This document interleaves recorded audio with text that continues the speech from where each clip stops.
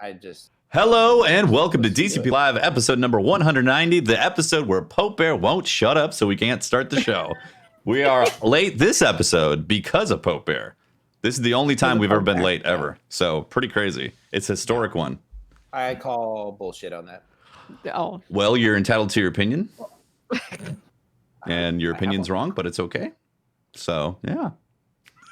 Well, that's enough about me. Let's talk about our guest, Riot. Riot, how you doing? Riot? Hi, I'm doing swell. Welcome, Definitely. man. Welcome to the show. Oh, thank you. Thank you for having me. Do you want to comment on Pope's tardiness by any chance?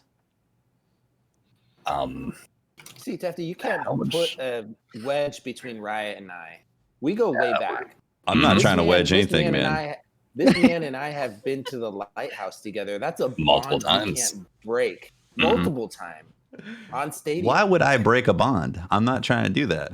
All right? We're tight like tigers. Thick as thieves? Very much so. Thick as thieves.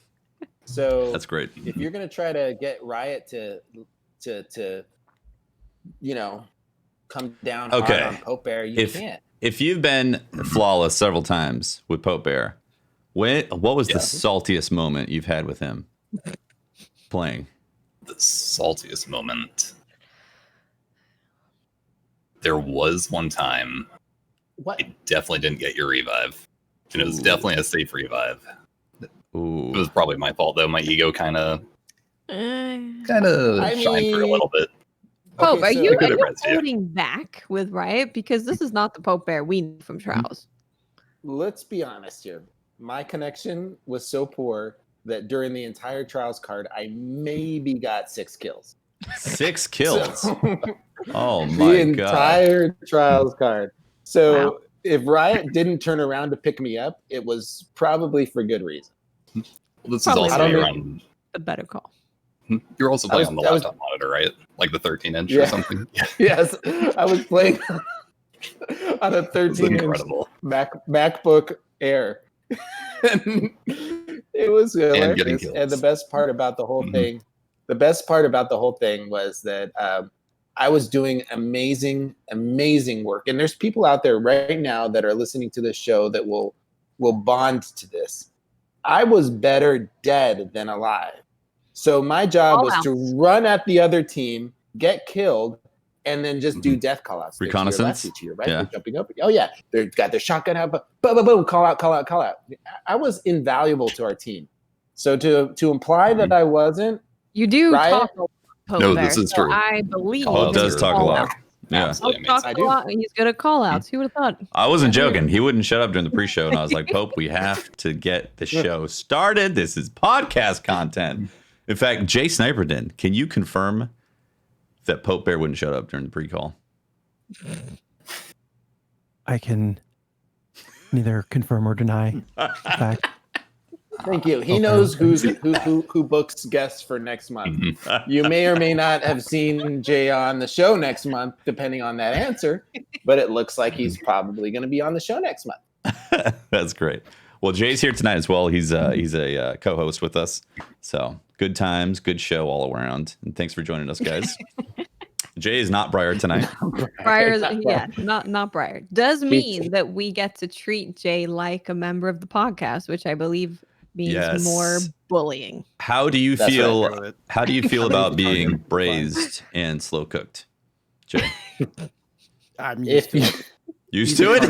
no, like literally, if you're taking Briar's position, you would be, if we were stranded somewhere, the person we feasted on. Yeah. So You guys like just so grizzle? you know, we like a little bit of that on it. We're not choosy because theoretically we crashed in like the Alps or something, and we're getting The really Alps. hungry. The Alps. Yeah, it's the Swiss Are we going Alps on now. like a snowboarding vacation in the Alps? ski vacation, And we just yeah. happen to have to eat Briar? Yeah, that's the backstory. Of course. Yeah, no, Briar's crashed. looking at us and he's like, "We've only been crashed for 20 minutes. Why are you guys killing me?" Well, we There's a talked about building this, right Briar. there with smoke coming out of it. Why are you chasing me? Could never be too We prepared, talked you know. about this. I have a question for Riot, if I may. I know I haven't been on the show for a while, Tefty, and I don't want to step on your toes, but can I have the reins for a minute? You may, Pope. The reins are yours. Okay. Riot, Mhm. stick your right arm out like this. Don't do it. That seems That seems shady as hell. Follow me here. Follow me here. okay. And now It's go a little just- bit behind it's you. vertical. Go like this. Behind me. And now down a little. pointing, What's that? What's that? Oh, this old thing? Yeah, Oh, bring yeah, it that up old thing. because it wasn't I on want- camera. I want to stream. hear about it. Ooh, that's a good one. This is everything. How much did that weigh? This was close to 5 pounds, probably. Okay, I want to say. nice. Yeah, That's a it's actually got a solid little bit of weight to it. Yeah, yeah. Mhm. Friggin' this I'm was- for a wrestler. Mhm. What raid did you? This What is was- that first of all? Mhm.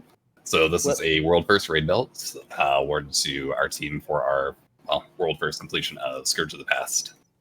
This was Nice. the culmination of just a lot of effort, a lot of a few tears, and just years of dreams. Actually, When you say a It's, few tears, long time goal. can you just give them people who don't know the little backstory real quick on a little meme? Yeah, so I tend to get slightly emotional, especially when things are just things. But this is getting world first has been like one of those pipe dream goals of mine since I started going for world first raid races. I joined the tier 1 raid team. I think that was King's Fall hard mode. Actually, Nice. funny enough, I wasn't even like a part of the roster. It was 4 minutes before one of the members happened to oversleep their alarms, and I filled in on the team, did well enough that I caught a more permanent slot moving Nice. forward. And so, how many raids was that then? I mean, I guess if you're So only many. counting the normal mode races, there was 4 in D2 before this, and then Wrath of the Machine. So 6 raids in, Yeah, got the world first. but how And many? So And it How many times had you guys gotten really close? truthfully, all of them. Exactly, right? Yeah, 4th they were place all really close. really I was were. gonna say Scourge was right after Last Wish, right? And you guys got 2nd in that Mhm. one. Yeah, it was, I mean, 2nd Last Wish, 4th for Spire of Stars, 6th for Eater, 2nd for Leviathan, 4th for Wow. Wrath of the Machine. And So Yeah, maybe I'm hoping that you can give, if you wouldn't mind, since you're so used to coming in second place. Tefty is second in height to me. Can you give him any advice on how he can handle that Mhm. position of second place, and how he might like fight his way to keep a positive mindset for that opportunity where he might be taller than somebody else? He might grow larger than. Yeah, he might grow. Yeah, if he Maybe Mhm. grow first. give me some. How do you keep that some positive coping mental advice? outlet? That's yeah. well, I always say on the schoolyard, 2nd the best. Beyond that, certain boots have a little bit of a thicker insole, I believe it is. Okay, You okay. get a little bit of height Mhm. that way if you do choose. Yeah. No, like I don't this. mean like practical advice. I mean like Oh, no. like, so you were actually like struggling with like, Mhm. hitting second place and then wondering if you could ever get it. How did you keep that positive mental outlet and keep trying or keep grinding for that chance to win? For us, it's always been my favorite content in Destiny. These blind raid runs, like for me, the entire cost of a DLC or an expansion is just, it's there. It's paid for. It's more than paid for, and just the prep for the actual world first attempt. I'd say $10 for an expansion that came with a raid. That's like the cost of a movie ticket, and I get hours of entertainment playing with some of my best friends, just competing and figuring out activities together, puzzle solving, while racing against other players around the world. But as far as like maintaining a positive imagery, I guess you always have that one chase goal. But while world first is certainly like, I guess, the ultimate prize, just simply the experience of the world first race itself is more than enough to keep me going for them. Nice. Yeah, Now you obviously got your shot because you were prepared and some unfortunate person slept in. Mhm. Can you give any practical tips for prepping for a race besides just setting your alarm? Is there any practical tips you can give for those future world first raiders out there? Right. Yeah. So right now it looks like the contest modifier will be presumably forever active as far as raids go, and you have the Grandmaster Nightfalls, which are a 25 contest modifier. So having access to an activity that's presumably forever available, where you can actually practice those higher difficulty activities, you can really feel how squishy you're going to be in a day one encounter. Good point. Slugging your way through those different loadouts. There's certainly more meta options you can run, but like for myself, normally when I'm doing Grandmasters or helping with those, I'm on a double special loadout. And during a world first attempt, that's probably not as viable just because we're learning what we're doing. Like I know how to conserve ammo when I've run the Grandmaster 10 times, for instance. Like I kind of know my pathing, but when you're figuring it out for the first time, you really don't want to run out of ammo at that opportune moment. Mm-hmm. And plus, when you're working more with the primary ammo type weapons, a bit weaker, it's just good practice. You'll have your enemies alive longer, so they have more time to shoot at you. So you have more time to figure out, like, okay, how much time do I have to escape? What's my healing rate? How can I utilize a grenade to potentially zone off an area? It's all there. It's all in the practice, the repetitions.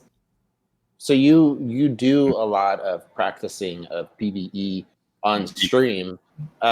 Is that the only kind of content that people can find on your channel, PvE, or do you also play PvP? I'm a bit of everything. A lot of trials on the weekends now that trials is launched. It's been fun. But yeah, no, PvP weekdays, PvE or PvP weekends, excuse me, PvP weekday or PvE. Now I'm just stumbling over everything. Yeah, trials on the weekends, raids, nightfalls on the weekdays, grinding for exotics and whatnot. The new armor rolls, stats. And you've been playing a bunch on Stadia. How do you find that community there? I've actually really enjoyed my time over on Stadia. I'm generally there once a week, usually my Saturday stream. I'll head over there. But the Stadia community is welcoming. It's open. It's a rather small community. But as a result, it's fairly tight-knit. Like, a lot of the players know each other. There's been very few moments where I've played games and had people come into the stream and trash talk afterwards or say anything other than a GG, for instance. It's been pleasant. When did you start playing on Stadia? When it launched. So back in late November, I want to say. Nice. Yeah, a friend gave me their buddy pass for a few months, and I just ended up paying the $10 a month pro subscription. Awesome. I think right now there's 2 months for free. I want to say that promotional is still going on. Okay. Yeah, I've yet to try that one too. When you play on Saturdays now on Stadia, is it exclusively trials? Yeah, for the most part. And generally, when trials is out, that's where the PvP population is kind of rotated into. It's either that, or you can usually find games in the control playlist. And why do you choose Stadia? Just if people in chat are wondering, or you're listening to it, why is Stadia where you're choosing to play trials? So I have a friend who now mains Stadia. Their PC, it can handle Steam gameplay, but it's much more reliable as far as Stadia play goes. So it's just a place for me to connect up with them again and play with them. And admittedly, with it being everything connected to Google servers, there really isn't any issues with potentially running into players who have enhanced aiming capabilities. Enhanced aiming capabilities. Enhanced aim. I don't know how much we want to get into that. But, well, actually, I'm really curious to the difference between when you're playing on PC versus Stadia on those trials games, and specifically the trials games. Like, is there a significant different feel, or is it pretty similar? Is it the same? Like, I'm curious about that. It's a little bit closer to the console meta. On Stadia, no matter what your input device, controller or mouse and keyboard, there is a slight delay. Right. I can best describe it as like you're kind of walking through water, if that makes sense. But everybody's walking through water, so it's like an even playing ground in that regards. But so as a result, like, I'll use a controller, and then that has like natural recoil relative to what mouse and keyboard gets if you're firing an AR kind of deal or a hand cannon. So there's a lot of like generally speaking, instead of regular snipers, you'll still see revokers, but like there's a couple more arbalists, or instead of Interesting. chaperones, you'll see bastions, that kind of thing. Okay. And do people still disconnect or get like error codes on Stadia, or is that pretty rare? It's really rare. The only error code I've actually seen like the last few weekends was a mongoose, which was just it took too long to find a match. Yeah, no, there's very rarely ever see like a beaver or I think watercress is the other one. That's fascinating. Stadia, the superior platform. Who would have thought? I mean, it was cool. Sorry, go ahead. No, go ahead. Yeah, go for it. I was just gonna ask. Don't be polite, Jay. Damn it! Just take the mic. How long does it typically take to find a match?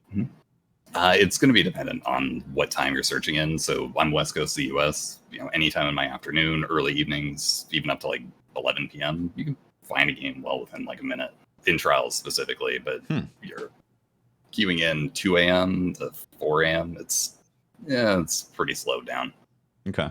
We ran into a group of guys, and Riot, you may be able to give them a shout out, but we were on our final game in a card, and it was really polite. It was really fun. They were a really good team. They had actually beaten us on a previous card, and then they just jumped off the edge and let us have the win. Oh, okay. And I thought that was right. I thought that was really cool. I it's not something we were expecting. It was I hadn't been to the lighthouse yet, and it's something that they did, and I don't know if that's reflective of the entire Stadia community, or if it was just situational because they recognize Riot, but it was definitely a cool thing. Right. Yeah. I certainly can't speak for them. That's a team I've run into multiple weekends now. You'll definitely find some repeat matches over there. Sure. But no, as I was saying earlier, the community really is. It's more tight knit. It's more friendly. There's a couple of main discords that everyone hangs out in and communicates with LFGs together. That's really cool. So that was that's really certainly cool. more of a regular team, but I've seen them like just split off with other groups that I've played against as well. There's nice. a lot of playing together over there. When you're playing on Stadia, do you still notice trades happen when in the sandbox? Trading's in like I shotgun them, they shotgun me, we both fall over. Or you shotgun them, they die, then they melee kill you. You're like, okay. Oh, like later. Yeah. No, really, not as frequently. It's honestly kind of wild. Just all the match players, and then they'll come in later and say like, "Hey, GG from France." It's like that's gotta be wild. Playing in my backyard. Yeah, like it's because you're so used to the way Destiny feels, where it's like, oh, it's just this guy walked around the corner and he's unkillable and like lag and all this stuff, and then to have that be removed, it does make me curious. Yeah, no, you really don't experience that kind of rubber banding action over there. Everybody's connection feels overall fairly consistent. Now there are a couple tips if you're gonna play on Stadia. You play on a Chromecast, right? No, actually, I'm a Google Chrome. Just an incognito window. Wow. So, important thing is an incognito window. It plays it a little better. A LAN connection, obviously. I was playing on a 13-inch MacBook Air with a wireless connection, and it was pretty tough. So you do have to have a decent connection. Yes, connection certainly matters. Wired matters, and wired into your modem, preferred, right? Into the yes, definitely not into a potato or a tree. Not be taking your neighbor's Wi-Fi. Right. Yeah. No. May not want the hamster powering it up. Yeah, but a decent connection with a Google Chrome browser, and it starts up right away, and it's such a great platform. Yeah, another question I got real quick is on the input devices. If you use mouse and keyboard, does it treat it like mouse and keyboard on PC? It would, yes. Oh, cool. Awesome. Yeah, so if you're just firing an AR, it's just like if you're on Steam. It's nice. You don't have that weird recoil. You literally plug up a USB.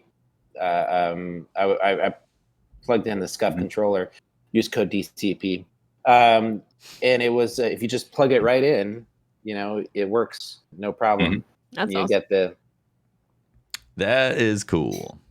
Yeah. That's some good benefits.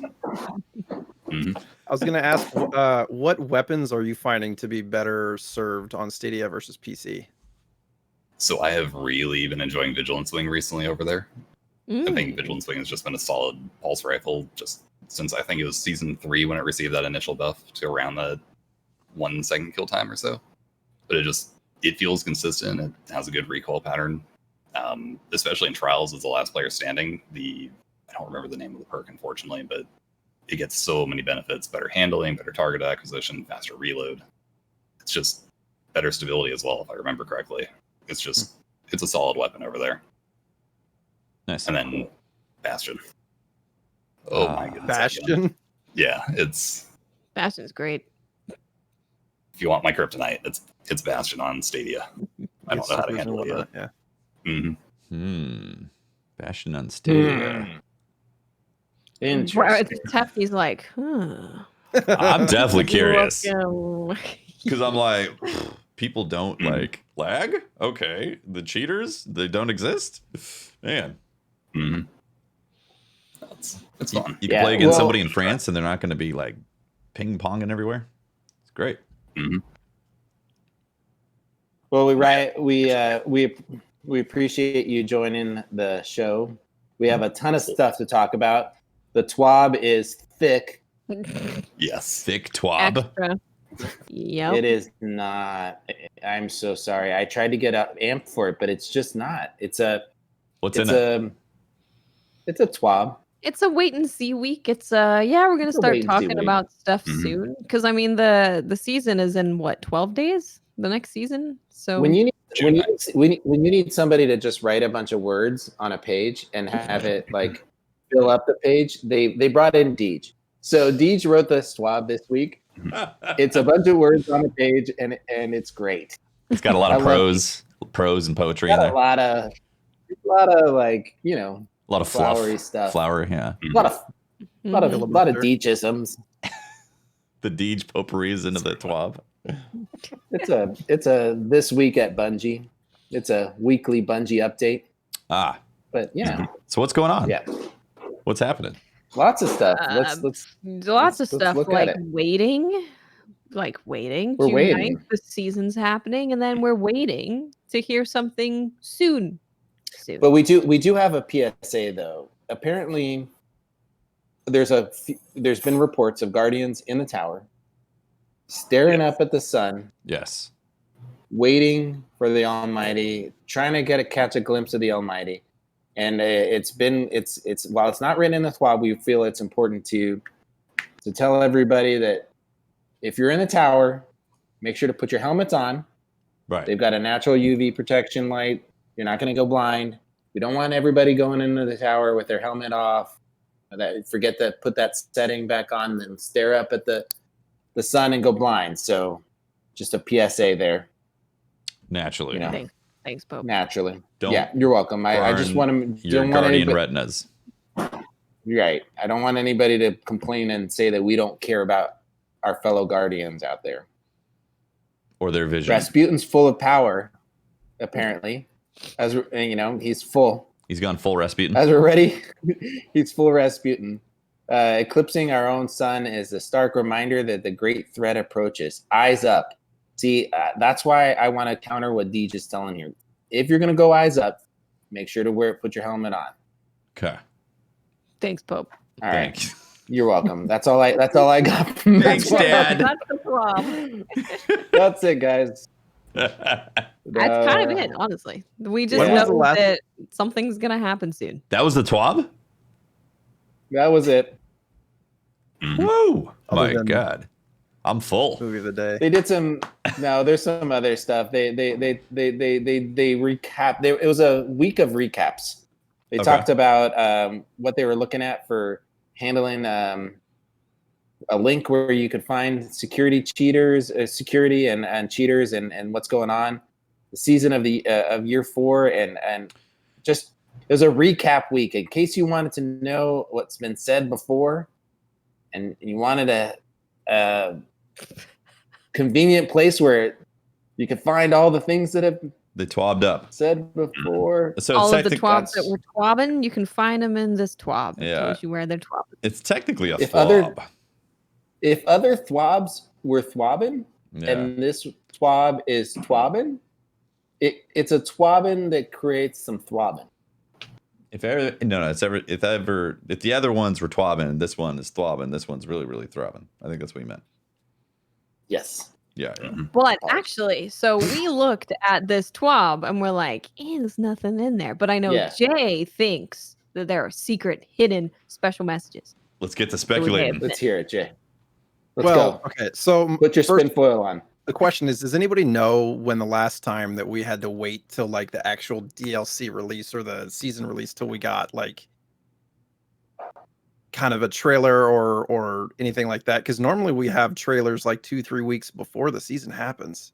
Yeah. Yeah. So- So there's usually stuff that slips into the open world, right? There's usually like some Right. mechanic or something that pops into a something. We usually have the more open lead world. up and Last more season was information. what, a week before it launched or something like that? I think it was a week. We got like a mini trailer. Yeah. Mini. It's usually on Twitter. Yeah. Like a little thing of what's happening, changing. Mm-hmm. So I'm curious if you know they're hiding spoilers because they're going to be like having things happen in the next couple of weeks live. But he did Ooh. say he was talking about like how he's missing going traveling and going to the events and stuff, and he's talking about like announcements under lights Mm-hmm. and things like that. I'm like, when did they do announcements under lights last? Like D2 reveal? I don't even know if they had a really big announcement when they were doing the Shadowkeep stuff. They just kind of did the stream and everything, right? Yeah, that's a good point. Or does he Yeah. mean announcements under lights like at the Bungie studio? Because Yeah, I'm pretty I feel perhaps. like they have lights there too. Could be. Yeah, they do. One or two. Where are Going their to the dark, lights? Yeah. Bathroom? Is Definitely the bathroom. there's lights in the bathroom. There's when they go to the car, Mhm. there's lights out there. This is car Right? lights. Yeah. Yeah, that's true. That's true. Oh, 'Cause lots of lights. Up to this point, the last few twabs have been talking about like whatever year 3, year 4, all that kind of stuff. But my brain was thinking that was all just a smoke screen, perhaps. I don't know. mean, maybe. I mean, I could see a position where Deej says, I got this week so that you two can focus on the thwobbing next 2 weeks.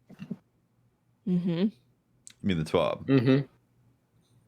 Thwob. No, he's got the twab so that they can thwob. Pope, I think you reversed the meanings of these, man. Remember? Did I? Thwob was bad. Twab is good. But no, thwobbing means it's throbbing. It's No, that's not what we discussed. It's girth. You switched the meanings, man. No. Thwob was I like, switched the it's a meanings. thwob. You know? And twab is like, yeah, it's a twab. You know, it's a firm twab. You know? I don't Yeah, know. I Maybe messed we it could up. have the community decide which was which. Was it I thwobbing it's for good probably or thwobbing for bad? I've been out of the loop for a minute, man. Yeah, I man. probably mixed them up. Hey, so I thought got a thwobbing was question. good. I got a question that's pertinent to right now for people playing. What should I go and get before the season's over? And it specifically, like with the Fourth Horseman, will I be able to get the catalyst post season, or is that going to be in limbo until they figure out where they want to put it in the loot pool or something like that? You know, like things like that. What would you guys recommend?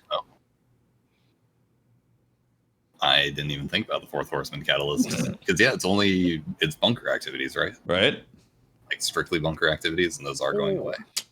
I Time to know. farm some bunkers. I don't have it, and it made me nervous. I woke up in the middle of the night and I was like, what if I don't have the catalyst by then? Enjoy You your probably last want to seconds. get Fell Winter. Yes. You probably want to do any exotic Yep. quests that you can do.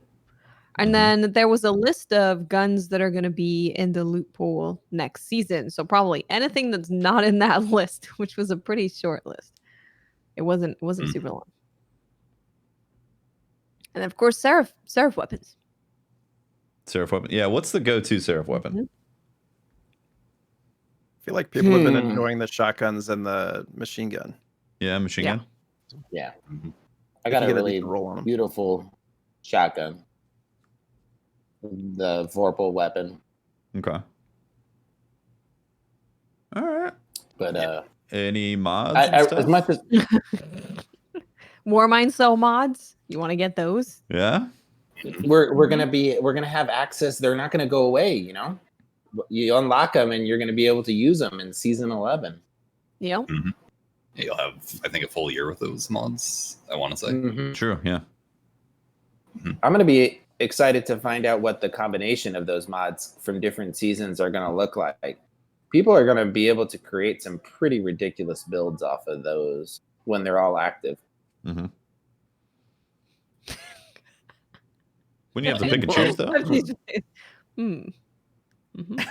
Well, I'm adding up in my head. I'm like, don't you have to have multiple happening to make it work on there? Don't you need to have multiples to make a build of multiples? Multiples of build. No, but I mean, like from each. So I think the way they originally designed them was they were going to sunset, right? They were going to go from one public event, I mean, DLC, to the next, and then they were going to have these special combinations of armor pieces kind of sunset, and then you would go to the next one, and then the next one. Now they're gonna, and maybe I'm off on this, but now that they're gonna let you mix and match them, I think that people are gonna get pretty creative with it's gonna allow people to become more creative in how they make their builds, but you know, mix and matching what they do. Pope, we'll be looking for your YouTube video on the ultimate Destiny 2 builds. I'm keeping an eye on that. Yeah, I'm looking for your next. I'm looking for your YouTube video, Pope, on that. All right. I'm definitely going to be retweeting a lot of really competent, you know, smart, talented content creators that are going to create those types of YouTube videos. Definitely. Yeah. Anyways, it's the time. If you want to get some stuff before the season's over, now's the time. So make sure you make a list. I don't know if you got much of a list for this podcast. If you haven't got the Catalyst yet, for the Fourth Horseman, I probably want to go grab that. I'd go for it because you never know when they're gonna bring it in. Because Exactly. they remember when there was the faction rally and they were like, "Yeah, we're gonna add Sunshot and Graviton and all that stuff later," and they did, but it took a really long time. That was over a year, wasn't it? Exactly. It was a very long time. They might add it in right away. They might be like, all right, it's in strikes now, or they could take a whole year. So if you don't want to get, You definitely, if you don't want to get caught in you limbo, definitely want to get Fel Mentors, yeah. yeah, Exactly Fel the Mentors reason is why another my one, yeah. vault's always full. yeah, right. Mhm. All these what ifs. Yep. But you know, fortunately, they're going to be getting rid of those guns, so we don't need to worry about that. I'm so excited for that. Sunsetting. I'm just a proponent of sunsetting weapons. I think that having weapons you get attached to makes you weak. You know, Right. How do you feel about sunsetting? life is about change. You know, and if you can't handle it, you little girly man, go. I don't know, man. Like, there's a lot of really cool guns that I've enjoyed over the years, and when a new DLC drops or a new segment of this game or new something drops, if I'm not excited about it because I go, man, I already got that, my god roll, whatever, then that takes away from my excitement of the game. So I'm for sunsetting. I know I was poking a little fun there. I know some people are pretty upset about it, but to be honest with you, the game's gotta mature. It's gotta change. It's gotta grow, and you can't have your cake and eat it too, man. You can't want new content and then bitch because they're not keeping old content. So Yeah, right. I don't know. Right. In my opinion, how do you feel about you sunsetting? gotta just. I think I'm overall in favor of it. As someone who played Magic, that I think it was Luke Smith's Twab post or excerpt on it, just talking about power creep. It definitely, I understood it for sure. That I don't know. I know it's such like a sensitive topic that a lot of players really have like truly formed bonds with their weapons or with their armor rolls. I'm, as someone who very much so likes the the pinnacle content of the game, hey, raids kind of deal. It'll be nice to have different weapons to have that meta change up. When Mount Top launched in season 5, and then Recluse in season 6, and then every single raid since then has been, for me at least, a Mount Top Recluse raid. Mm-hmm. Yeah. I'm definitely looking forward to using weapons. I mean, even right now, like Mount Top is still that's my kinetic slot when I do anything PvE. It's still really powerful, I'm right? looking forward to something different. Mm-hmm. Yeah. Yep. And I understand there are complaints towards it. I fully respect those complaints. It sucks that that sunsetting has, at least in my opinion, has to happen. But I do think. But does it really? There's still a lot of like activities that you can keep those guns and use them. It's not like they're going to be, the DLC drops and there's a big X or locked, or they're going to auto delete from your inventory. There's still a lot of content that you can use. They're going to take them from you in the middle of the night, Pope. In the middle of the night, you're going to wake up, and the next day it's going to be out of your vault. They will have culled your vault. So sorry, man. Now, this is a different game, but it kind of explains sunsetting a little bit and why I like it. So Neo 2, you play through the campaign of that game, and you can get up to legendary armor. When you go into New Game Plus, you can get something called divine armor. You can only get it in New Game Plus. Now, you could stick with your legendary armor, but you're going to die faster. You're not going to do as much damage, and you're just not going to be as good at what you're doing. You're not going to be divine. So as you go to New Game Plus, you replace your whole everything, all your weapons, all of your armor, everything with the new stuff so that you can tackle the new content that you're playing. And that has made me really excited to just go in and grind that game, because I'm getting the same weapon that I used. Even it could be the exact same thing with one extra perk on it, but it gets me excited because I get to create different builds. I get to go after new things again, instead of just having my whole entire stuff stay the same. So I think that's how it has felt with me in basically every game. Monster Hunter World, I really like when it's, hey, we now have this other whole section of armor and weapons that you can get. You can still use your old stuff if you want to, and Destiny's doing it even kinder, because you can still use it in regular Crucible, you can still use it in Strikes, you can use it in most of the game. But there's still this, look at all this new shiny stuff that you can go after and feel like you're having a fresher experience, where that, you get a chest piece to drop and you're like, oh, hell yeah, because it's not going to get sunset. It's the new thing. So I don't know. It personally gets me excited to go back into content, even content that I've already played before. Jay, how do you feel about this? We haven't heard your thoughts on sunsetting. I mean, it's kind of an impossible problem for Bungie to solve, right? It's they want us to use the new gear that they're like, the last few seasons, nobody's using the new gear because it's like, I'm just going to use my Recluse, I'm going to use my Mountaintop, all this stuff. There's been serviceable weapons that have come out, and so they're like, okay, how do we get people to use it? So when they first announced sunsetting, I was concerned because I thought they were literally going to like delete them, like they were out of the game, couldn't use them, all that kind of stuff. But then when they clarified more recently that it's going to be, just level capped essentially, I was like, well, okay, so that's kind of like going back to play D1 now, where you're like, nostalgic for all those weapons that you used to play with when you play like the raids and whatnot. So like you could go back and do Leviathan, go back to Last Wish, use your old loadouts, which is pretty cool. And it forces you to search for those new weapons. But I think the secret's going to be, are they going to come out with meaningful new weapons, things that are actually, they feel good to use? And to Watt's point, like, how is the community going to feel regrinding for the same weapons if there's no like new things on it, if there's no little spin on it? I would hope that they would have at least something that makes it feel unique. I'd hope so. So that we can get excited about it. But I mean, I think it's a thing that has to happen. So that's pretty trying much to keep a positive frame. That's pretty much how I feel too. It's like the fate of sunsetting is held within the execution. If they deliver the same stuff that we've had in these new things that we're supposed to go and collect that will eventually be sunset as well, then it's going to be a big letdown. But if they introduce new spicy things that we haven't seen yet and change the sandbox with stuff and introduce new powerful things that we didn't imagine right now, then it's going to be great. I think people are going to be really happy with it. But if we get the Recluse again, or Mountaintop 2.0, people are going to be like, yeah, no thanks. It's kind of the point of why should Bungie make new weapons if you just want to keep using your old weapons? What's even the point of them putting the development cost into making those new weapons if you're literally never going to use them?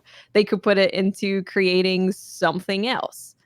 So but then the community will be like, oh, no new weapons have launched, but you don't want to use the new weapons. You want to use what you've been using for the past like 7 years if you could with some people. So why even have them make new weapons, and why get mad that they didn't make new? I don't get it. Well, I also see a problem in the fact that they have these previous weapons in Destiny harbored their power within the weapon themselves, right? They were the Recluse, the Mountaintop, the intrinsic traits that made them powerful were in the weapon themselves. I think that the direction that Destiny is taking, or that they want to take, is to make some flexibility and some options in how to make builds work in synergy with weapons and make them collectively great. And so what you have is you've got these Seraph weapons that nobody's using. And like I read in chat, somebody said all the Seraph weapons are ass. Well, held up against the guns from a previous generation where the awesomeness of the weapon was intrinsic in the weapon, yes, they're ass. But if you take a Seraph weapon and you actually make a build that plays into the armor and create something that's synergistic, those weapons aren't ass. They're actually really powerful and cool. But people are too damn lazy to go out there and build a build that plays off of the Seraph weapons when you've got something that's so easy to use already in your pocket. So how do they deal with that? You got to get rid of those easy weapons. You got to get rid of the Recluse. You got to get rid of all the easy weapons to use, and then people will start making builds that are awesome. So I hear what you're saying, and I agree with the fact that like they got to spice things up. But I don't think the reason people aren't using Seraph weapons is because they're lazy. I think it's because the divide between what you get with that stuff for farming it isn't vast. It's like you're getting small changes with visual differences versus like, oh my god, this is a completely different weapon that I've experienced in Destiny. Holy crap. Like that's what I want to see when new expansions come out. I want to feel like I'm legitimately experiencing some new Destiny sandbox type of stuff, not just a small evolution of auto rifles, hand cannons, and all that. You know what I mean? There's a very samey quality that's going on. So I think that's more the reason why people aren't going after that stuff aggressively. I mean, some people are obviously, but like I feel like a majority of people see that. I hear you. I'm just talking about the style. I'm not defending the type of activities that they're coming from right now, Tefty. Mm-hmm. What I'm saying is moving forward to make people utilize the game in a way that they're designing it to be more, involved and more build centric. Whether you like that or not, I think that's the direction they're taking Destiny. Yeah, definitely. They gotta get rid of these, and I'm gonna say crutch weapons that are way too powerful to be placed into this ecosystem of build. I can't believe because they can't play into it. Pope. I just got my Recluse last weekend, and you're calling it a crutch? Unbelievable. I don't know, man. Like I'm in a position where I don't have the Mountaintop. I barely got the. It takes me a long ass time to get stuff in the game because I don't play very often, and so when I get it, I feel the loss of those guns. I know what people are going to feel like, but I also see Destiny becoming stagnant and stale and needing a shakeup and a new direction. And if this is and this is the direction they seem to be going in, and I really support them going all in. And if like you're saying, Tefty, if they don't implement this fully and they do it half-ass, it's not going to work. It's going to suck. If my Recluse has got to die, if for that to happen, I'm happy for on it. top of that, though, if they take away Recluse, Mountaintop, all these weapons, and then they give us stuff in the next sandbox that is subpar to what we're experiencing right now, then it's going to be like, You just Well, nerfed I have a us. feeling. I mean, they're not going to give us I have another a- Recluse and Mountaintop, right? So they can't Yeah, give us they're something not. that's on the level of Recluse and Mountaintop because that's when power creep happens. If they're just Yeah. constantly trying to match the most powerful thing, then you're constantly going up and up and up and up. Boss health has to go up and up and up and up. Encounters are more trivialized.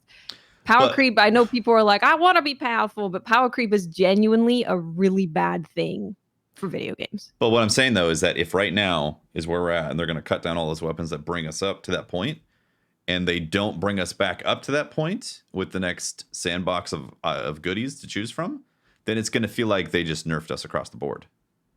Well, Kind of the thing that I'm worried when you about- went from D1 to D2, it felt like we were just nerfed because we only got a super once every strike. Well, don't scare people like that. All right. But that's the example. That's what happened. Let's not. Yes, I know, but let's just say in a hypothetical world that the new way of doing things starts, right?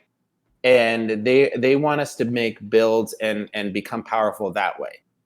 People are not going to be used to that. They're going to be having to be taught how to do that. And that's one of the problems that I find with Destiny right now. It's too damn confusing the way that they're transitioning over to these new build systems. Sure, yeah. I had to I was spend actually going to bring that up. Yeah. Yeah, I mean, I'll let you talk about it because I don't want to talk about. No. I was just going to ask the I question. have Like, four is really there- smart people here, and I'm just bitching. So I was going to add to your point. Yeah. Thank you. Go ahead. That Go. you're talking about all the new mods, and I look at all the new mods, and I'm just like, I don't even know where to start. So I was gonna ask the question so that we could think about it collectively. Is there anything from a design perspective that Bungie could do to kind of guide us through how to assemble a more cohesive, synergistic build? Mm-hmm. With all these new systems that they're integrating, because they're just kind of like throwing them at us, but we don't really. We're so used to how we've done it for the first 3 years that when they started adding a lot of those really cool mods that could be cool, we're just kind of confused on how to integrate it, and things like raids and whatnot haven't really integrated them yet. Maybe they will in the future, but I'm curious from a design perspective if they could do anything to help us out. Yeah, I know that for a fact. I was asking Fallout. We were talking about content for firing range. And, the other podcast that we do every other week on Wednesdays that uploads on our channel on Sundays. Go check it out. Solid plug. So I was talking to Fallout about it, and Cool Guy and Drewski and Mercules and all these other really smart people that are on this show on Wednesdays that airs on Sundays every other week. But I said, like, can you start talking about builds? Because this is something that if I'm having a problem with it, then there's got to be, because, I saw somebody in chat say, I want to shoot enemies, not shoot balls. I can appreciate that. There's a whole lot of people that like to shoot at glowy balls and dunk balls and slam balls and carry balls and throw balls into other balls. I get that. There's a segment of the population that is not afraid of balls. But there's some people in the community, and there's different mods. There's shooting other mans gets you, bonuses and stuff. But how are you? I don't feel like the system's really developed in how to go about utilizing all that and getting it. And It's because and it's not really like it's up to you to go and test things out and discover for yourself, which reinforces the need to go to Reddit and YouTube videos to see what other people have done and then kind of like copy builds that have happened to feel like where to put your time and effort into right now. And I agree, it needs to be in the game. There needs to be some sort of system in there that says this is why you want to get this mod, or this is how you do these mods collectively to create some sort of synergy. Yeah. I would have loved to just a quest of here's your first mod, here's what it does, like, give someone a free mod to introduce them to it, because it was the same thing with Charged with Light. No one knew what that did or how to use it or what the hell was going on. Yeah. So it would be really nice if you're going to introduce these things that are actually really cool and fun to mess around with, introduce it to the community and let them know what the hell is happening. Have like in-game UI, kind of like strength, intellect, discipline that kind of shows us what it's doing too, maybe. As we're building our stuff. Yeah, that'd be super cool. Yeah, right. How do you feel right now about the mod system? Like, do you think that they could double down, go even deeper in that, expand it further, or do you think it's going to get even more confusing? So admittedly, it did take me a bit of time. I think it was season 9 is when Charged with Light came out, and I just I collected the mods for collection purposes, but it really never ran any of them other than I guess Powerful Friends for plus 20 mobility. But just as this conversation is happening, I've been kind of thinking about it, and I feel like a lot of the mods builds, specifically thinking of Warmind cells, kind of does get overshadowed just with how powerful our current weapon sandbox is. Because Warmind cells themselves are quite strong. Like, you can have like increased radius, suppression effects, weakening effects, just mass damage. Like, it's really wild just how strong they can actually be. There's just no reason to use it. Exactly. What we already have access to is a bit stronger. If you're rocking Mountaintop, that's already doing the power. Right? Bingo, yeah. So I think they're going to have to do this new setup, that they're going to have to spend some time with in a tutorial type mode, right? Right, yeah. And once we see like those certain weapons, the Mountaintop, the Recluse, being sunset, you do kind of have the artifact that says like, hey, this is the season of Warmind cell builds. Here's some other really powerful Warmind cell mods that are only available this season to include with your build. That synergize pretty well with the currently available ones, the ones you buy from the bunkers or unlock it. I think each Seraph event, like on each planet, gives you 2 of them. You get 2 completions. So like we have some direction from that, right? But it's just overshadowed. You kind of have to seek it out, right? You do, yeah. If they did a thing where if you hovered over on the seasonal mod slot, like if it stayed the same as it is right now, but if they change it to where you hover over the seasonal mod slot and you don't have any of those mods, it could then have a pop-up that says, this is where you go get those, and give a quick description of what could potentially happen, or show like a quick little glimpse of a Warmind cell blown up. Like, I think that would spark people's interest right there and give them a carrot to chase initially. And then once they start getting those mods, the same type of tooltip that says, you combine this with this other mod, look for this mod, and then you'll have other cool things happen. Like, I think that would at least help people along the way to feel in-game like they're having that RPG sudden realization that there's things that you can combine to make power happen, you know? Yeah, just some kind of introductory quest to the new season of mods. Here's what they do. Here's what you can expect from them. Here's a free mod. Try it out. But they're just kind of in the game, and you're like, what is this? I have no idea, so I'm not going to bother. They get chucked in there. In fact, most of the mods and weapons and all that's kind of like, what does this do? You know, then you go to a YouTube video has like all the finite stuff and meters shot, you know, like, is actually throwing the ball to the content creators to do that for the community. That's what it is. They're giving free content. Thanks, Bungie. This is true. It is two-folded right there. But how do other games tackle that have builds? How do other games tackle this? It can't be a unique problem to Destiny. It is more menus. Yeah. They give you, hey, look, mods. Here's what they do. And then you read through the menu and you're like, oh, wow, I understand mods now. But again, though, like there's so much stuff that's kind of lost on just looking at the mods. Because you look at the mod, you're kind of like, okay. You don't no context. Yeah, the context doesn't exist with it. Exactly. If they started putting in context, then I think a lot more people would just immediately connect with that stuff and want to go and seek it out in the future. And ideally for me, like I personally want the mod system to be expanded, and I want weapons to have seasonal mods so it can go even deeper. I want like multi-dimensional type of builds that can happen in Destiny that even synergizes with your subclass. Like, that would be sick, personally, but that might be too confusing. I don't know.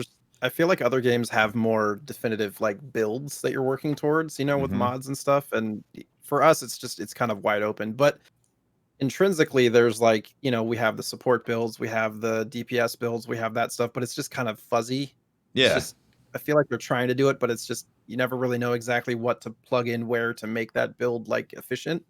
Yep. So, well, it's something like of what you're talking about, Tefty, that I thought was on point. You've got your classes and you've got your subclasses. They're they could really lean into those subclasses and make mods that really, a special class ability, make it connect with it. Activate when you're a solar hunter or, a blade barrage. If you have blade barrage Why's it got to be a hunter? Because Why's it got to be a hunter? All right. It doesn't. I was thinking a solar titan with sunspots. That was my visual reference. I almost deleted my Titan today. Almost. Jesus, you close. too. What pushed you close to the edge? Someone made me do a challenge to play a Titan for a game of PvP, and I was like, I'm gonna delete it so you can never do this again. Yeah, it definitely doesn't shine in PvP, like unless you're cracked out. But I mean, you just have to use one exotic, and you just win the video game. Slides. I don't know what you're talking about. It's always that one exotic that Titans get that hunters complain about, and then it gets stripped from us, and then we're back to the mushes of bullet sponges that hunters like us to be in the Crucible. Is that what you want, Watts? I want no 360 immunity. That would be great. Yeah, we can start with that. Shield. Yeah. What happens is if I could flank you, jump over you. Pew, pew, you start questioning why you took damage after you take off those exotics. You're like, what? Why am I taking damage? This is so weird. I slid. What a strange combat. Just get good, Tefty. Yeah, just get good. Yeah. I mean, can't you see that he's got fancy pants on? Right. Do you have any suggestions on how it could get good? Yeah. I need to learn that too, because going flawless is impossible. Okay, well, you do have Antaeus Titan. That's at least puts you on even ground with a lot of other players in trials. Personally, I'm definitely a fan of top 3 Dawnblade, the attunement of Sky. Warlock, you say? My favorite class. Oh, I've been Warlock for a while now. It's nice. It's very when we played, you weren't a Warlock.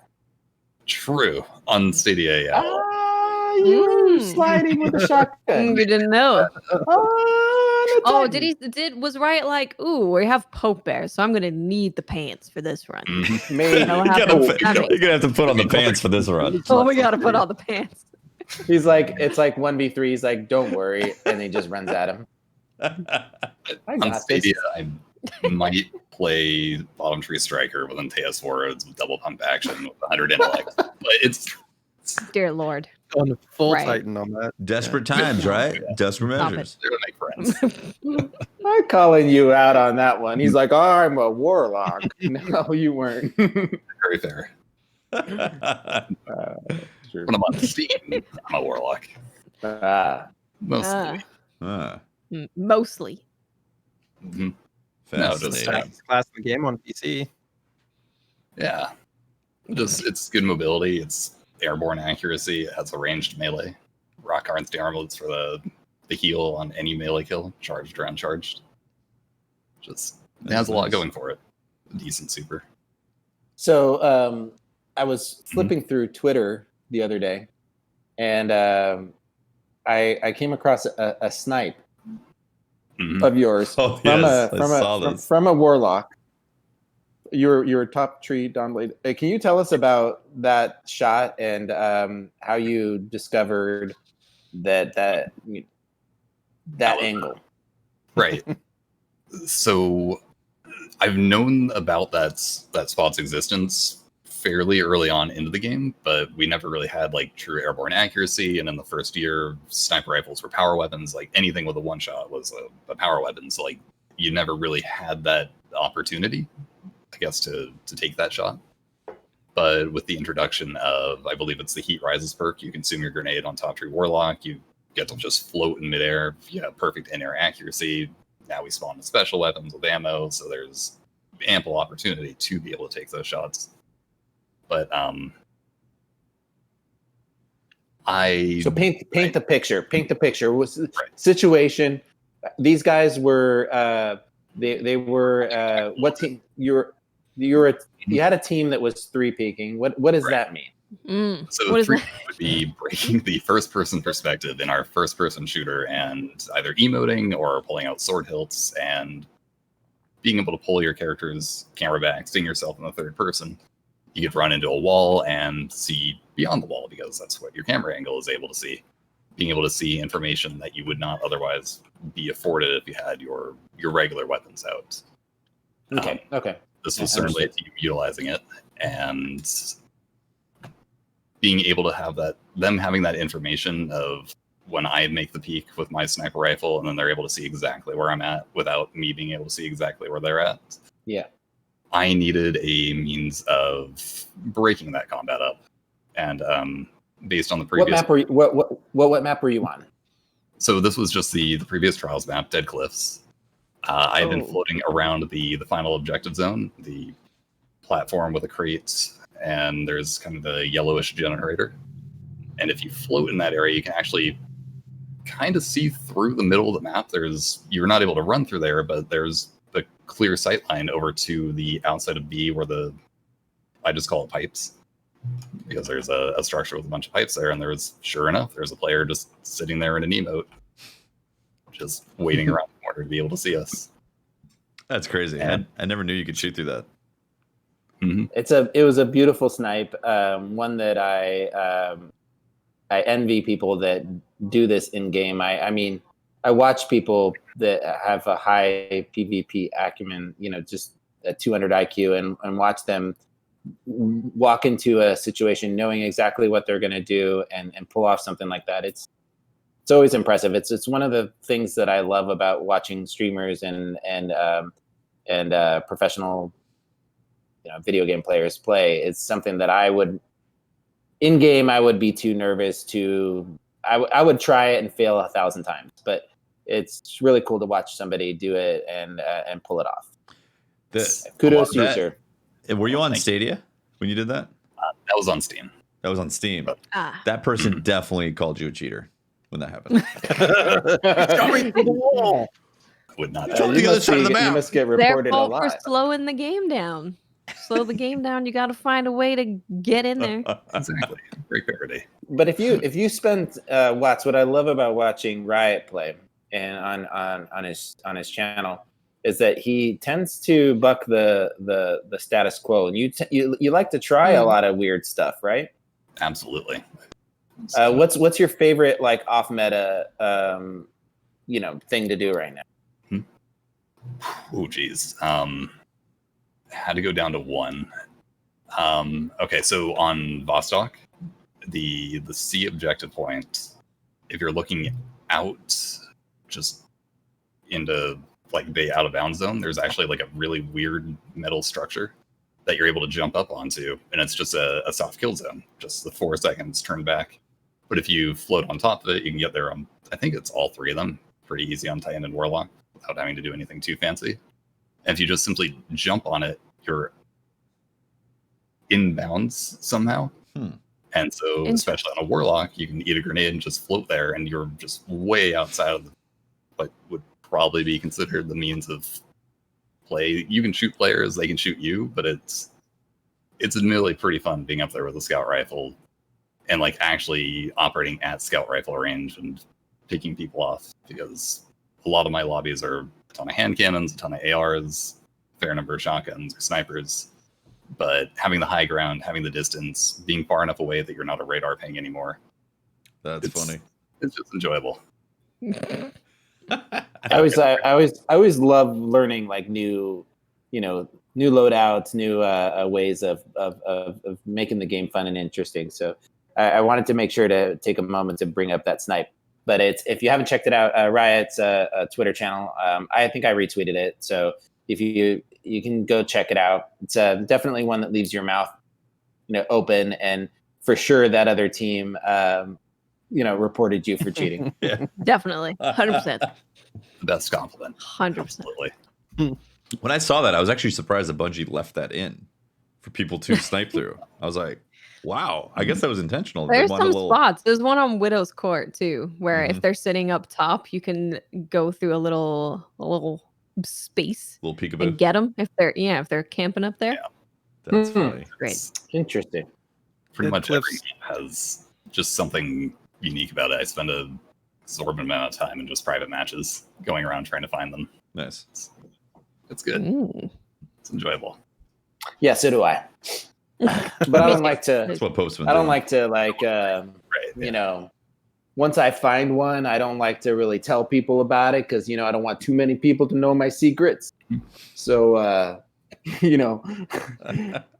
got my things that I do in PvP that keep my 0.6 KD nice and sharp. Mm-hmm. A sharp Absolutely. 0.6. Mm-hmm. Sharp. Sharp, super sharp. A meaty. Meaty. A blunt. thick, meaty, a blunt 0.6. You can't take it. You can't take it off that. Man. What do we got going on? Is it? I'm all thrown off because I'm on the East Coast, so I have no idea what time it is. Do we? Let's see. Was there anything else going on in Destiny this week, aside from the Almighty coming to blow some stuff People up? were looking at the sun, and that's about it. Without their helmets on, and that's very dangerous. What do you think is actually going to happen? Speculation, Riot. What's going to happen with the Almighty showing up? I'm actually in the tower right now, staring at the sun. I have my UV protection. Nice Oh. precautions. Okay, so is it just me, or is it getting like slightly larger every day, or am I just The seeing sun? there? Or the Almighty is the shadow on it at least? Yeah. It looks like it's I getting mean- like slightly closer daily. That'd Like, be is it interesting. actually doing that, or am I just Are you? No idea. Maybe it's one of those things where if you stare at it long enough, you swear it's Right. moving, and you're like, Exactly. I probably am. No, I'm very curious because it looks like it's a rather large object, even with Rasputin there. Is it just going to be vaporized before it gets to us? Is the defense just going to break it up? But are there not still going to be pieces that crash in? Mm-hmm. Right, like you break up a meteor, and there's still, well, meteorite that's going to explode, impact. I mean, I can't believe we're trusting Rasputin again. I mean, after doing after knowing what we know about him, I wouldn't trust him far enough as I could throw him. Do you think the Right. tower is going to get destroyed again? I mean, he may have some ulterior motive that he doesn't want. That maybe he wants to put his pool there, where the tower is, and the Almighty will clear the land for him. Where are we going to do our business? Yeah. In a Back cave? to the farm. Oh, the farm! Let's go. Oh, Forgot the about that. Finally, a Soccer use. tournaments. We've got the soccer field out there we haven't used in a while. I mean, Exactly. I think the We've- farm's better. We've been, Need some company. Yeah. Yeah, yeah. I think just We got straight that up, it's a room. better spot. Yeah. I like how they put the outbreak quest there. It was like, oh yeah, the farm. I remember this now. Yeah, There's all that forested area out there. I'm sure we could put out some huts out there, some, Yurt. camp. Okay. Do some camping. What about this? Suddenly, the Almighty has a sudden change of heart and goes after the Dorito ships. It swoops by. Ah. We're like, oh, it's Ooh. gonna hit us. No. Then all of a sudden, it's like, not today. I'm taking And you the down, in-game darkness. event, the in-game event is us watching this happen. We got the popcorn Like mode. Fortnite style. Yeah, yeah, exactly. Rasputin bends. Wait, Tufty. Rasputin bends the trajectory of the Slingshots it? of the Almighty, so it does a slingshot maneuver around the Earth and slingshots it at the Dorito chip. Hmm. The Dorito chip. There's a lot of them, though. Yeah, but it There are a hits the lot of middle of Doritos. them, and I don't know. Depends how many explosives they have within each Dorito. Mm-hmm. If it's the extra cheesy ones, the super sharp, like the sharp, spicy Yeah, ones, yeah. I'm thinking it takes out. You can start a chain reaction, a Yeah. flavor burst, if you will. Oh, flavor burst with the Almighty. Mm-hmm. Huh. Sounds Mhm. good to me. I like that theory. That sounds pretty fun. So we shoot it with the warframes, right? The Seraph towers come online. They join together to create Voltron, Yeah. and then they attack the Almighty with their thunderous sword What if and slice it in half. Queen Mara comes from her vacation home? Ooh, She's yeah. got a brand new fleet of Awoken, Ooh. and then she with a just tan. comes She's in. got a tan. Whew. Yeah. She's Space been on tan. vacation. She's got a tan. She's got her hair did. Maybe she was on vacation in the Alps. She got an Back ascendant to tank. that. Snacking on Aldrin. Yeah. Oh, there's interesting Mhm. thoughts here. Because like that's a lot of Dorito ships, man. I mean, that's a legit fleet, an army, a whatever is more than that. Virtual cornucopia. Sure, A whatever. plethora. What's the biggest naval fleet? There's probably a term for it. I don't know what it is. You know what I'm saying? There's a huge amount of Dorito ships coming, and It's bigger than Briar's ass. not that big. Come on now. Okay, maybe I'm A exaggerating. battalion. It's a battalion coming, right? A battalion. That is officially the nickname for Briar's ass. An Next armada. time he's on. Maybe Armada, yeah. It's a lot of Dorito ships coming, and it makes me wonder what's going to happen here. Like, is everything going to become just completely destroyed? Are we going to? Are we going back to the farm? All expansion. Here's what's going to happen. Here's what's going to happen. We are going to. Some of us are going to be compelled to the dark side. And the Dorito ships aren't going to attack. They're going to cause, it's the nightmare ships, like the one on the moon. So what it's going to do, it's going to turn some of us evil. And then we are going to start Randomly. battling. Right. So the Dorito ships don't actually attack. They just influence some of us to our more evil tendencies. And then we start destroying ourselves from within. I like it. Or I saw someone say in chat, Or- what's going to happen is we're all going to play Gambit instead. Oh no. Or bounties. Yeah, bounties and Gambit. I thought the nightmare ships are you get onto the ship Those and it's prime nothing evils. but Gambit maps and layers of. Quick note about Gambit. Someone was in my It's a chat ship. today talking about how he was watching old DCP episodes, and Briar was in love with Gambit. Oh, I remember that. We got to yeah. make sure to Oh, remind was him of he? that. Can we get clips of that so we can play it on the Probably. show? That'd be great. Anytime. Yeah. Yeah. Yeah. We'll do a segment where Briar reacts to old DCP clips. Yeah. Maybe we can find one where he's like, man, these auto reloading perks are just ruining the game. Hopefully. Oh man. Yeah, so in Gambit, when you summon the Primeval, it's a Dorito ship. That's what it is. That's where you go fight the Dorito ships. Instead of the spicy meatballs. Yeah. It's Dorito ships. Got it. And for the Ship for the romance? record, when I first played Gambit and I played it for a while, I loved the Gambit too. I think Gambit is fun. I just can't play for very long. Locked loadouts, I'm telling you. Before all the Mhm. cheesy crap, Gambit was awesome. Yeah. That's what I'm saying. I can't go in and play Gambit right now without having knowing that the boss fight is going to be. If I see more than two people in the same party on the other team, I know the boss is just going to be incinerated at some point. I'm like, okay, they know something where they're going to team up and do something, and the thing's going to go. So I just. If I'm doing You know. bounties in Gambit or pushing some sort of quest that involves me killing a bunch of things, then I'm going to get 15 motes and invade and die with them all the time. I will not deposit those 15 motes. You go to you see some guy jump through the portal with truth and like a bazillion rockets, and you're like, okay, Yeah. let's do this. Xenophage No, is fun, man. I love Gambit. I wish I would play Gambit more if it had a solo mode.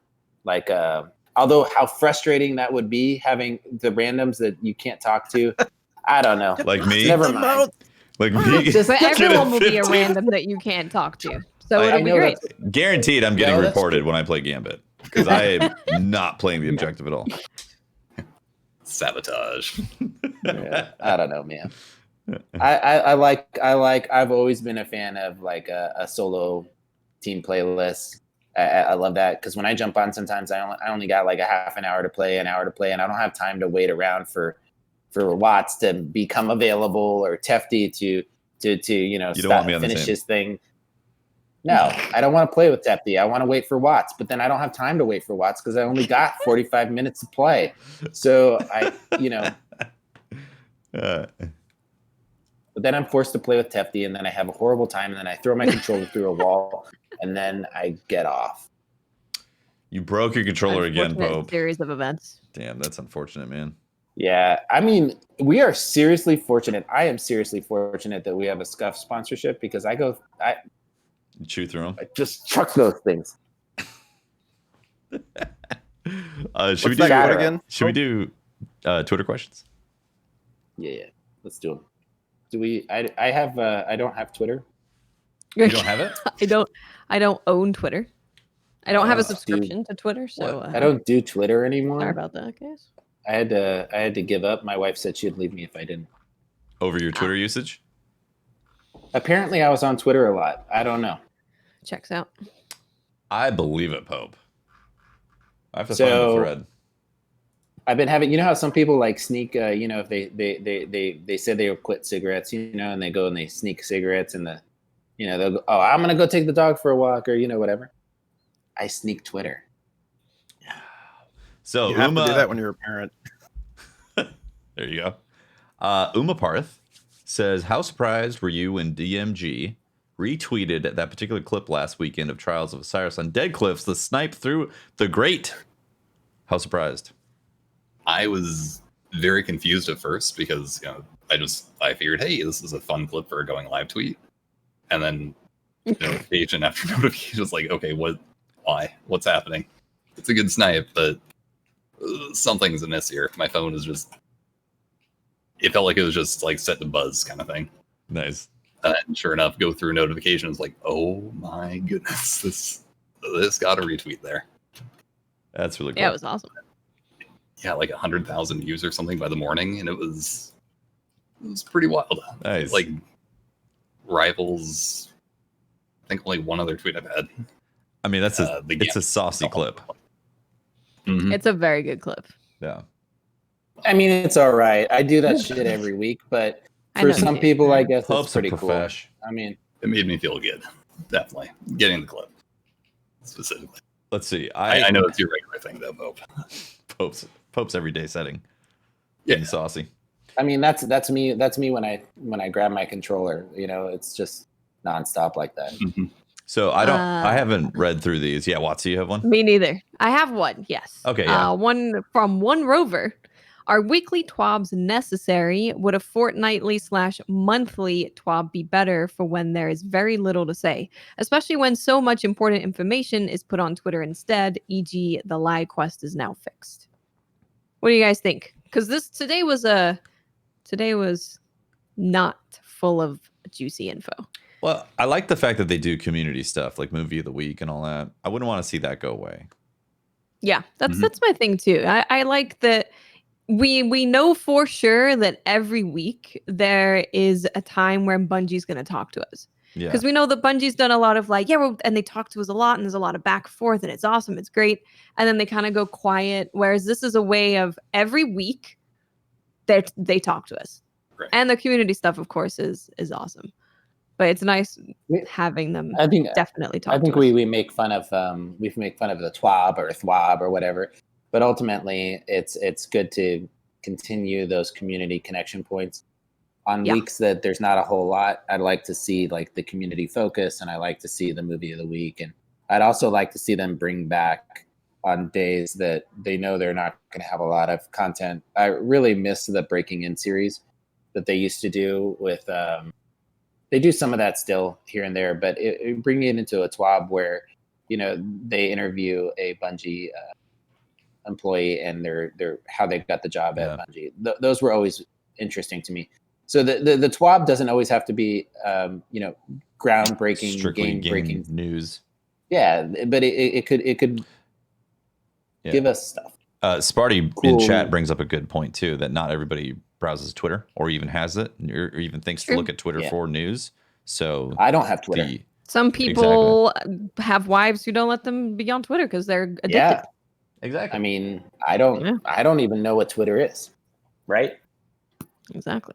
Let's see. The Lumpiest Space Pirate says Twab mentioned something like, "We haven't said how year 4 will begin, and we will soon." The how in the sentence is intriguing to me.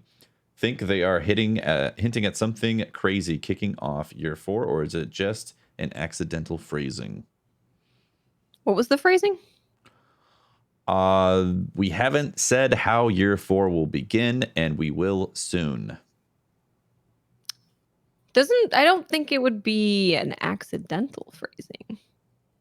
Seems like, so we know, what do we know that Bungie's going to be at? They're going to be at the Summer Game Fest, right? So I feel like they're going to be talking about September in those. Yeah, of course, places. right? Yeah. And from what we're seeing, it's going to be it seems like it's going to be a pretty juicy season and a juicy September. That's what they've been saying is you're not prepared and the darkness is finally coming, which is like a huge part of Destiny, right? Like a lot of stuff's going to be happening. So I think the whole next season is going to be a lead up to September. yeah. Transition. All right. Well, I got a very serious question for you all. Okay. In an alternate reality, the DCP crew is the crew of one of the Dorito starships. Who fills each role? Captain, second in command, engineer, security, pilot, and so on. I'm the chef. And would we name our Dorito ship? I'm the chef, and I'm making pineapple pizza. Yes. Thank you. Hell yeah. I'm okay with that. I All ordered that aboard. tonight. That's my dinner tonight. We were talking about it in chat, and I was like, I'm getting pineapple pizza. All You guys aboard. have Probably. I'm thinking Briar is the navigator because that's why you it's sure? yeah, because I think that's why it's taken him Have so you damn played long Sea to. of Thieves with Briar? I have, and this is exactly my point. He's the navigator. Otherwise, those damn Dorito ships would already be here by now. How long have they been hanging out? They're intergalactic that's a good point. Yeah. space, like they're like super powerful. That's like true. That's a good point. they can't get in from the border of our galaxy, like solar system. I mean, how long have they been there? That I is a good mean, point. seriously, they have been lost. They need some help. I think Briar's the navigator. And I he's think Briar backup should be meals, the too. chef so he can chop off the leg and give it to us. Piece. I want to be the. Assuming that our Dorito ship has a what are those mascots or those shapes that are on the front of the boats? What are they called? You know, like they have a mermaid or whatever. I want to be strapped to the front of their Dorito ship. I want to be that thing on the front. Yeah. Assuming they have that one. makes sense. This Picture you is screaming. yeah. Yeah, In you know, perpetual mix stream. in like Mad Max, you know, where he's got the thing in his mouth and he's like, ah. But that's me on the front of a Dorito ship like that. Yeah. Okay. Yeah, You're that into checks some out. weird stuff, man. I mean, yeah. Yeah. What was that? Pope, I'm I concerned about said you're you. into some weird stuff, man. Yeah, Got like you a haven't bar in seen your the half mouth. of it. You haven't seen the half of it. You haven't shared a hotel room like Tefty has. Whew. Yeah, it's hefty. Boy, oh boy, Pope. Have I seen a different side of you? Huh. I've never seen a man that can take a 30-minute shower and still need a 30-minute shower afterwards. It's a separate shower for his beard, man. It's Yeah. pretty Exactly. That's what I'm talking about. Come on. Let's see. I'm looking for a question. Oh, okay. I thought why I was asking a question. You guys were supposed to be looking for one. Without Briar here, we are just a mess. Well, yeah, he's the question guy. What was from Wilvin? He says, "What was your favorite old school video game cabinet?" I mean, quarter on the screen, I'm next type of stuff. Pinball counts, but then answer has to be Addams Family. The Simpsons. I The was Simpsons actually that was on my game. list. Yeah, it's so good. The Who was your Simpsons favorite game was character? amazing. That was a good one. Ooh. You know, I think I always liked being maybe Lisa. Because What you was know, her Bart weapon? got a lot of his own kind of games, right? You could play as Bart, but you never really got to play as Lisa or Marge, right? So I I don't don't remember what Lisa's weapon was. I remember all the other ones, I think. Was it a saxophone? 'Cause that Probably would make was. sense. Sounds right. That would make So are we sense. talking about at an arcade? Arcade game. Yeah. Yeah. Oh, okay. Mine have to have been the most annoying one in the entire arcade. Are you ready for it? Hydro Thunder. Every like 5 minutes, there would be some scream out of this video game that nobody wanted to play. But it to get people to play it, it would yell Hydro Thunder. So I'd go put quarters in just to shut it up, and then I'd go back over to my favorite old school one was probably Double Dragon. I love Double Dragon. Man, it's tough. One. It was a fighting game for me. It was either like between, I think it was Mortal Kombat 3 at the time and Killer Instinct. Between those two, Killer Instinct back then in the arcade was mind blowing. First time I saw it, and like the sound effects. I don't remember it having a cabinet, to be honest. Yeah. I spent like $40 as a kid one time. And that was a long day in quarters. $40. I had Mama Tefty was like, "Where have you been?" Mama's got some stuff. My mom was like, "All right, you have to come to work with me. So here's some money. Go to the arcade." Oh, it wasn't. I spent like 8 hours in the arcade. It was amazing. That's great. Mama Tefty and Dada Tefty need some alone time. Yeah, no, it was. But I played a bunch of those then. But yeah, I feel like the first time I saw Killer Instinct was a religious experience for me. Does anybody know if did the Infinite Lives didn't work for the cabinet version of Contra, right? No, they were trying to make money. So. That'd be a pretty crappy second person in line putting their quarter down. So You're like, God, right? Does the Konami code? You're like, come on. Oh, that's funny. Watts, you gotta. I was just gonna say Trouble in Time. That was a great one too. Yeah. Yeah. The Simpsons definitely is on the list. Simpsons was great. You could have like 1,000 people playing that game at once. It's amazing. It's like Off Road too. Like there's so many games. Yeah. Yeah, there really was. Right? You got a favorite?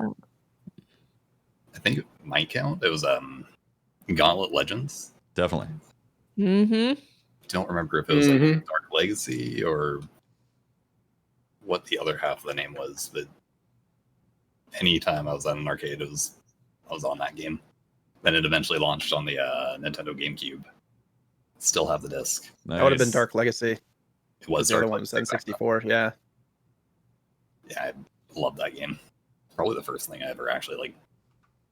I'd like to say fully completed. I think all the collectibles and whatnot. In the arcade? Not in the arcade, no. Okay. That would be dedication and a lot of money. Like, hey man, I'm next. No, I'm collecting everything. I'm platining this box right now. Oh yeah, everything. Did you guys all play Street Fighter? Obviously. A little. So what would be, like some badass walks up, slaps their quarter on your, next to you and goes, "I'm next," right? And they're staring you down. You're going to have to fight them or lose your quarter, right? What's your go-to character for that fight? What do you go to? Like, what do you want to do? Are you trying to intimidate? Same, Pope. Same. What's that? Those thighs don't lie. Gotta have those thighs.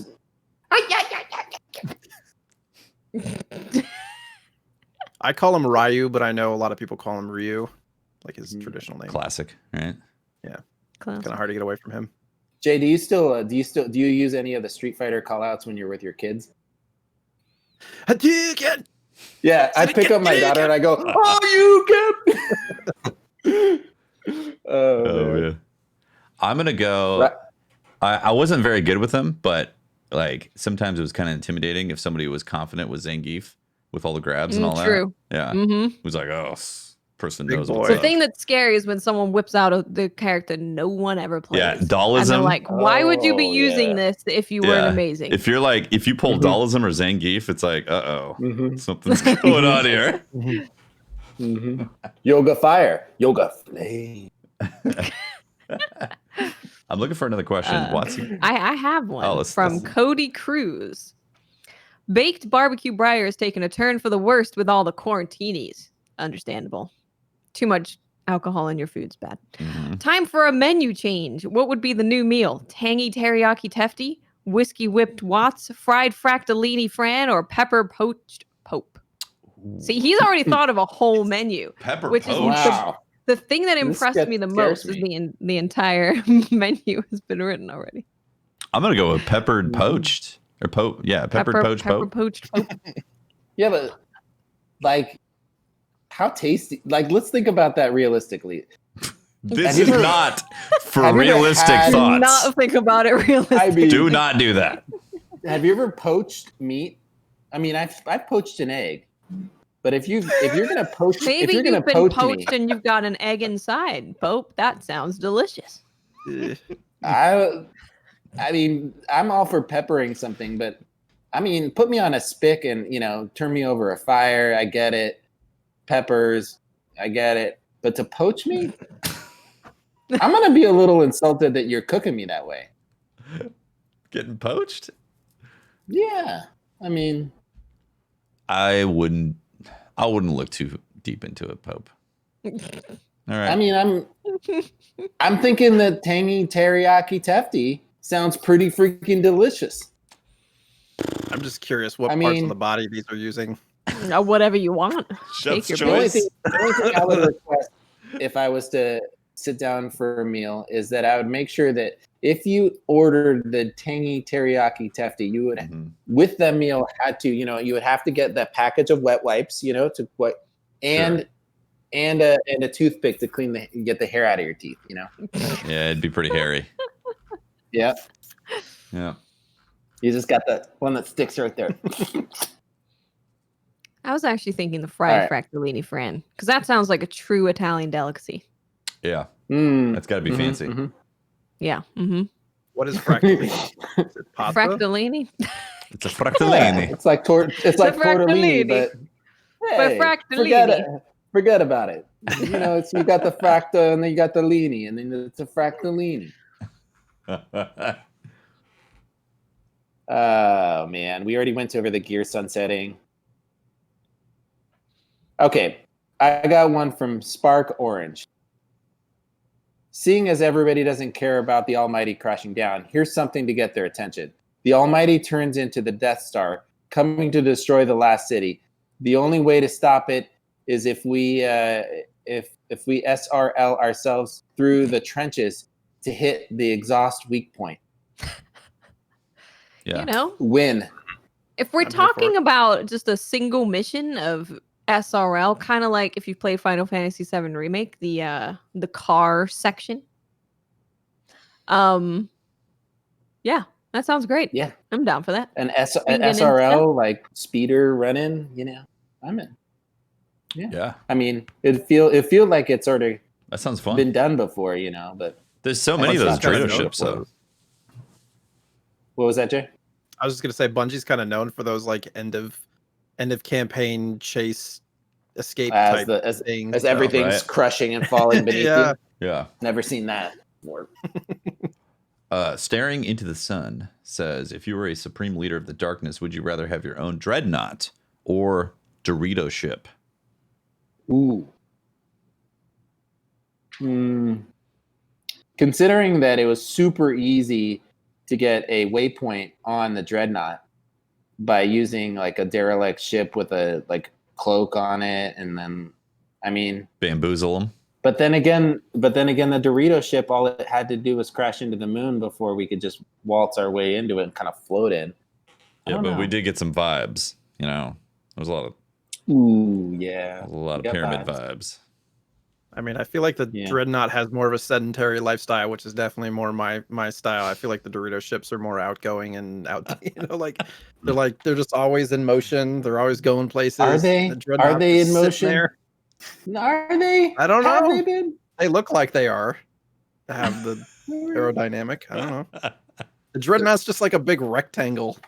I mean, one dreadnought had to take a mystical Queen of the Awoken's all her mental strength to nearly destroy it. Oh no, I'm not arguing that it was large. Mm-hmm. I'm going to go with the Dorito ship because it looks really clean in there. Whereas the Dreadnought's pretty dirty, right? Like they don't have a cleaning Clean, it's like- service. Hive. They're both Worms. hive. They're full- gross. They're both Full of worms, slimy. and dirt, and dust. I'm definitely Yeah. going with the pyramid ship. Pyramid ship, you could relight it. You could change the decor and all that. I feel like the dreadnought's going to constantly have a dirt problem. You know what the Dreadnought has? A constant secret problem, which sounds exciting. I like secrets. That's true. If you want a haunted ship full of secrets, Hell the yeah. dreadnought. Pick up Speaking a of- worm, hold your little baby worms, wriggle it, and put it in a hole of some kind, and there you go. Secrets. Speaking of Doritos, Soured Outlook asks, what flavor of Doritos are coming to be our salvation? Is it Blaze, guacamole, spicy sweet chili, Cool Ranch, spicy nacho, nacho cheese, taco, salsa verde, poppin' jalapeno, pizza supreme, black garlic, or cheeseburger? I didn't know there was this many flavors. That's But I of did not know Doritos. that either. that's all the There's a lot Dorito of flavors. receipts, too. But the answer is Cool I- Ranch. Next question. I'm really surprised that I've never heard of a cheeseburger flavored Dorito. It's certainly news to me. Just put Doritos on a burger. No, it's cheeseburger flavored Dorito. Yes. I mean, The real Cool question: Ranch. has anybody Ranch. taken every one of those chips? Anybody ever taken all those chips and stacked them into one bite, and taken one Ooh. ultra Dorito bite? They Yeah, should. you just It'd be want to like- watch the world burn. It'd be like Sounds like a charity I challenge. for I you guys. mean, it'd be like yeah, I was Michael's. gonna say that sounds like a DCP charity incentive right there. It's like Michael Scott on Pretzel Day when he's like, "Oh, everything? How about the works?" If you guys have seen The Office, you know what I'm talking about. Yeah, Definitely going after the poppin' jalapeno. yeah. Yeah, I'm thinking that sounds like a pretty fun ship to be on. If you're on the USS Poppin' Jalapeno, you know things are fun. I mean, it's margarita night every night. Wait, the question was, it's a ship that you get to pick to be on? Yeah, Oh, it's what I flavor I of wasn't paying Doritos are attention. coming to be our salvation. Oh, Cool Ranch. right. Yeah, Cool. I mean, Cool Ranch. They're cool. They're gonna turn up all cool and stuff and I'm- delicious. Come in peace, man. I'm thinking this is like the Poppin' Jalapenos, like the Mexican Carnival Cruise Line vacation boat. You know, you're just, you know, it's a da da da da da da da da da da. Macarena. I mean, every night there's a Congo line around the dinner table. That's fascinating. All right. Hugo Rune. Hugo Rune says, emergency Oh, question number man. 52. Would you rather have a tongue that could taste impending danger or get a free iPhone? Impending danger. Impending danger. That's gonna be incredibly helpful on that Lost Island after we eat Brer. You make a fair you point. would know if you were next. But let's say you're living your life normally and then you could taste a car wreck coming. Yeah, You'd I be know. like, right? Oh, what's that awful? You're like, oh, it's a car wreck in my mouth. Burn oh, rubber? God, yeah, burn Oh, rubber. that's a good point. So Mhm. suddenly That's a good you point. get bombarded with a bouquet of nasty taste. Or you're about to text your ex when you're drunk and you get this really gross taste and you're like, okay, But impending is major danger. it the taste is of that impending danger? Is what you're saying, Yes. Tufty? Yeah. Yeah, you have So to taste imagine- it. Like it's as Oh if man. as if somebody dealt a mega fart in your vicinity. You know, So like, say Ultra you're in your flatulent. office, But in your right? mouth. It's- yeah. You're at work and you're in your office and your boss is on his way to come and fire you. Are you tasting your boss at that point? Maybe. Now are you sold? Maybe your boss's ass. Ugh. Okay. That free I want- iPhone's I want looking a- good, I want a right? free- I want a free iPhone. Speaking of tasting stuff, did you guys see that device that's supposed to let you taste things through the TV without actually having it? What? No, Yeah. I did not Like see a this. Twitter- No. yeah. Hmm. It's like a Twitter thing today. It was bizarre. Yo, is this the future? Well, explain it. So you're like Tasting. watching a commercial and you just put it to your mouth and it gives you the flavor of whatever they're selling. Suppose. Somebody I mean- replied to that with an image of the Queen. Someone also Oh. replied to that with an image of Tifa's belly. I mean, let's be honest. This isn't innovative. The porn industry's had like a lot on this. They kind of got stuff for they got some 50 time. patents already. Like, They're the things in that Yeah. drive technology forward for sure. They created this a long time ago.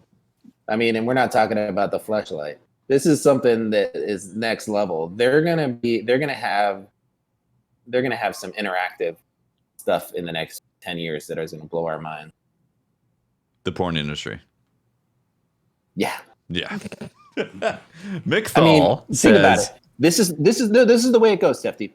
It goes military. yeah, I'm aware of Industrial the complex. chain of command for innovation.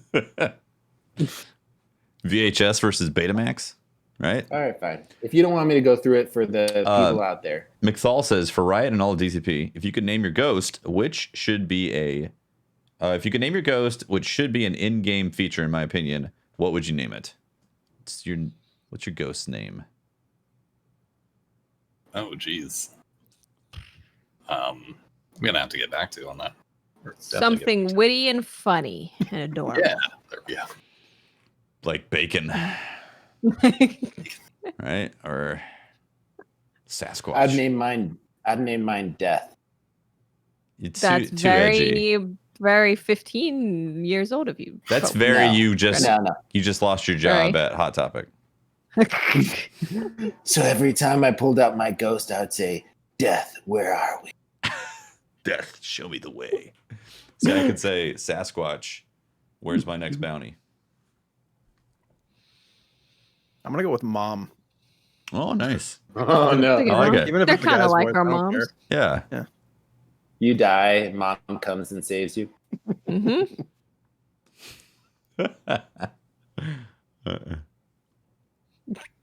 All right, Riot, you're gonna have No, to get that's back to us on that one. Yeah, right. All right. Go with anything. Anything works. Anything, Anything. Yeah, there we Who's go. on Anything. first? What's on Perfect. second? anything. Which way do I go? Say Milo. My cat's name. Well, my cat's. Nice. Yeah. How confusing would that be? Like your cat's sitting there and it's trying to take a nap, and then you're like, Mila, and you're talking to your ghost, but your cat's like, hmm mhm. I think I'd enjoy it actually. Just like see the ear flick, see the sleep. Terrorizing your cat. I'm all for it. I got a new one. It's Xbox Record That. That's the name of the ghost. Geppetto, record that. Geppetto. Yeah. Geppetto. I got another one here from, Okay. let's say Zach. From Zach. It says, what's the living part of the Kool-Aid Man? The liquid or glass? Are That's a either good question. self-sustainable? This is the hard-hitting facts that DCP is known to bring you. This is Guys. a tough one because you look at it and you're like, well, the blood is like the Kool-Aid, right? Which is obviously the living part. Are we but seeing his blood? Is it really? It's not Yeah. blood, Watts. It's It's red Delicious and it's Kool-Aid. inside him. Are we drinking his it's blood? delicious. It's blood Kool-Aid. When he Kool-Aid. busts Yeah, if through he's, that brick if he's a wall? living thing, then the red thing inside him is probably blood. Yeah. Yep. I mean, what else would it be? Kool-Aid. It's Kool-Aid.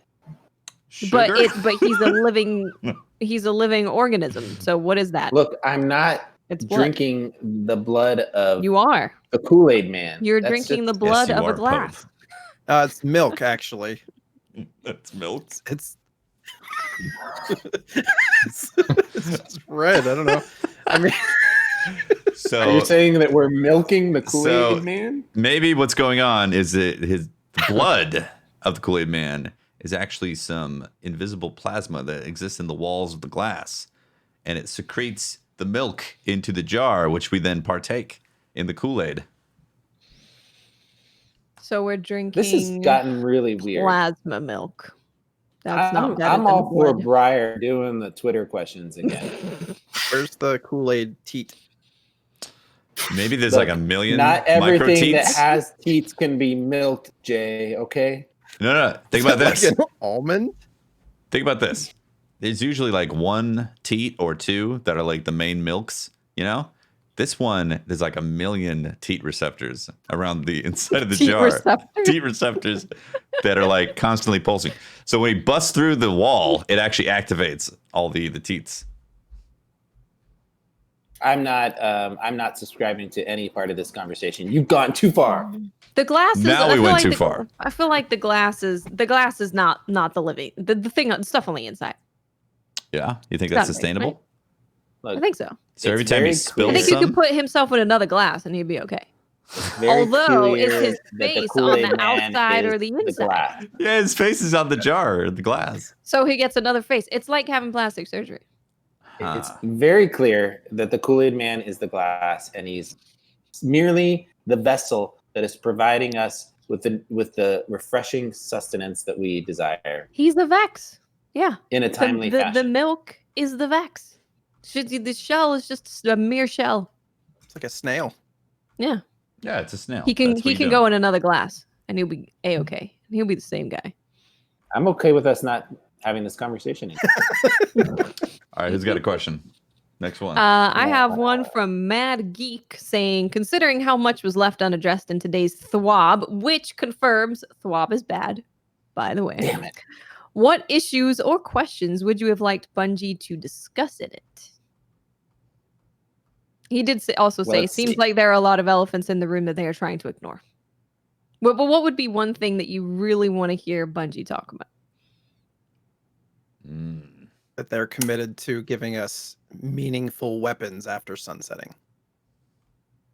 Yeah, That's fair. I feel I'd like that's my thing, I'd like too. them to put away the argument of the reskin being what we get. Kind of wanted to learn more about the redacted engrams and how we're able to. I think it said you could actually Select choose them. the kind of rewards Yeah. you get. Mm. Helmet or gauntlets. For myself, not to really wrap hugely back into the sunsetting conversation. Like for myself, I just 3 or 4 weeks ago actually like finally got my build that I really like in terms of stat rolls and stuff. Like this is what I'm super duper happy about, kind of thing. And with armor sunsetting, I'm a little bit hesitant on it. But if I have the ability to target armor specifically through these engrams, I guess I'd like to know a little bit more about the process behind that. And then if it's also going to be high stat total drops, because with the majority of the raids no longer, I guess, being sunset, right? Like we have Last Wish, we have Guard and Salvation, but that's 5 raids now that I can't grind out for high stat rolled armor. So I'm just curious if these engrams are going to be an additional source of having high stats available to me. Agreed. Definitely. I think for me, I want to know definitively next gen consoles. What are the frames we're getting? What is the FOV we're getting? I just want to know definitively. I don't want to think about it anymore. I don't want to be worried. I don't want to be like, oh, well, maybe not. I just want to know. Want to get it over with so I can go to PlayStation. All right, so you're calling that one. We'll find out those details, and I'll say whether or not we're getting cross play Yep. Cross play. in some How fashion. close are we to cross play? What's Yeah, going how close? on? Talk to us. It's- Mm-hmm. That's true, yeah. 100%. Because Cross Save came out around, it was Shadowkeep, right? Mhm. If I remember correctly. Yep. It said like a year out from Shadowkeep, they'll have more information, or at least they talk about crossplay. I want to say, I think they had brought that up in one of the TWABs. I want the deets. I Forgot need to know. about that, yeah. They just forgot to post in the TWAB this week that they found a way of targeting every cheater in the game, and they insta-banned them 5 minutes ago. No more guys. No more cheaters in the game. If they post that, I would have been very happy. Wow. Yeah. They gave them. Yeah. I set my bar pretty high. They suddenly gave them the ability to taste impending danger. That's a lot of sweaty gamers, man. I don't wish that upon anybody. Imagine the guy at Bungie whose job it is to do that. He's like, don't make me do it. It's like trying to taste test being boozled. Yeah. Did everybody answer on that one? Yeah. All right. Should we do a couple more? Yeah, I think like maybe 2 more is looking good. All right, I got Yelly the Pelly says, does banana belong on pizza, and is it better if it's accompanied by pineapples? Has anyone we're just- okay? Has anyone actually legitimately tried banana on pizza? I have not. Yes. Because I want to hear Whoa. from an expert. Pope has. I am not Are an you expert, lying? but I'm not lying. It is, but they're not bananas. They're plantains, and if you've had them, they're actually pretty good. It's a Mexican, like a South American style banana is a very thick, like meaty, Yeah. textured. It's not like a banana. Like a And they're plantains, actually- right? Or like the Yeah, plantains are actually. I mean, it's not normal. I mean, it doesn't. But if you're going to go for a unique flavored pizza, you can use plantains. unique flavored pizza. That's a way of pitching it. A fried plantain is going to be good. They are good. Yeah. Does it Man, stay yeah. pretty firm? Pope. I remember it just being like just the flavor of it. They were crispy, so they must have been done fried and then put on afterwards. I guess maybe that doesn't count. Is it still a pizza if it goes on afterwards? Because there's stuff that you put on a regular pizza afterwards, right? After it comes out of the oven. Oh yeah. Hey, Peppers, Parmesan. peppers, pineapples. My wife's talking to me. Yeah. Yeah. Do you prefer cold pineapple or warm pineapple on your pizza? Yeah, that's the important question. I like it. Mm. I like it cooked. You like it? It comes cooked more often, yeah, and I think that's probably the way to go. It makes it kind of blend in with the pizza more. You get the taste of the cheese and the pineapple together Yeah. a little bit better. Like when you have a nice piece of pork that's Ass. been glazed Sorry. and cooked with some pineapple. You want that pineapple cooked on there. I mean, people don't like. Some people are adamant about it. I mean, pineapple is a Hey, desecration of the sanctity of pizza. some people don't like To those guacamole. people, I say, I'm sorry you feel that way. Should we do last question? Yes. I'm looking for like the best one ever. Okay, I'll throw this one out there while you look. best If there's one. another Okay. one. Okay. Sam says, "What is the best song soundtrack in a video game?" This is a good one. Let's talk video game music. I got mine picked Okay. out already. Should I go first? Okay. Yeah, I yeah. have a feeling it's Go the for same it. as mine. All right. Well, Bloodborne, in my opinion, is absolutely phenomenal. It's a phenomenal score. Like, just It is. you load up Bloodborne, you listen to that intro track. If you don't get shivers, then maybe you've already been infected by the blood.